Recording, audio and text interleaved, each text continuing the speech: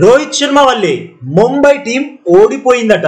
Rohit century కోసం చూశాడు గాని ఎంఐని గెలిపించడానికి ట్రై చేయలేదట. ఇలా ఊహించుకొని సెల్ఫిష్ అనే హ్యాష్ ట్యాగ్ తో రోహిత్ శర్మని ట్రోల్ చేస్తున్నారు. అరే ఎవర్రా మీరంతా, ఏ గ్రహం నుండి ఊడిపడ్డారు? అసలు మీరు మ్యాచ్ చూసారా? చూసే ఆ ట్రోల్ చేస్తున్నారా? ఇలా కాదురా, మీకు జ్ఞానోదయం చేయాల్సిందే. ఏంటంటే రోహిత్ వల్ల ముంబై మ్యాచ్ ఓడిపోయిందా? ఎలారా?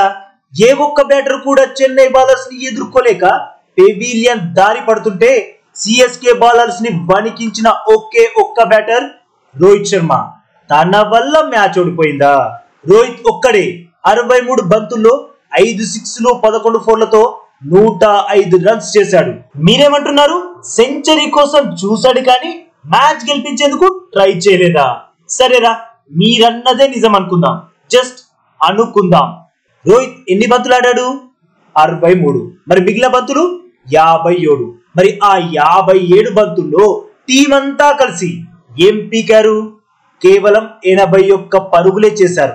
ఇక్కడ ముంబై బ్యాటర్స్ ని అనాలని కాదు, రోహిత్ ని ట్రోల్ చేస్తున్నారు కదా, వాళ్ళకి జ్ఞానోదయం కలగాలి, అందుకు మాట్లాడుతున్నా.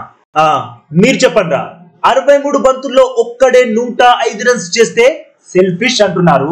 మరి మిగతా బ్యాటర్స్ ఆ పరుగులు కూడా చేయలేకపోయారుగా, మరి వాళ్ళనేమనాలి? ఓ, రోహిత్ త్వరగా అవుట్ అయి ఉంటే వాళ్ళు గెలిపించేవారా ముంబైని? మీరు సూపర్ రా బాబు. ఒకవైపు వికెట్స్ పడుతున్నా చేజింగ్ లో విధ్వంసకర బ్యాటింగ్ తో సెంచరీ చేసిన రోహిత్ మీకు సెల్ఫిష్ లా కనబడ్డా? నిజంగా ఈ మ్యాచ్ లో రోహిత్ త్వరగా అవుట్ అయి ఉంటే ఎంఐ కనీసం 120 పరుగులు కూడా చేసేది కాదు. అర్థమవుతుందా? రోహిత్ సెల్ఫిష్ కాదు, సెల్ఫ్లెస్.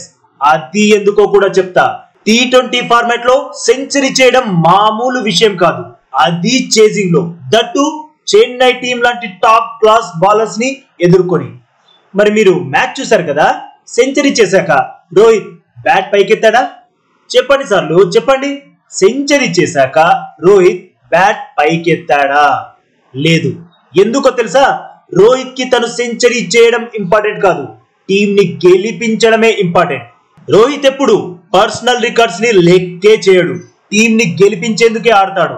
అలా ఇంతకు ముందు ఆడాడు, ఇప్పుడు ఆడుతున్నాడు, ఇక ముందు కూడా ఇలానే ఆడతాడు.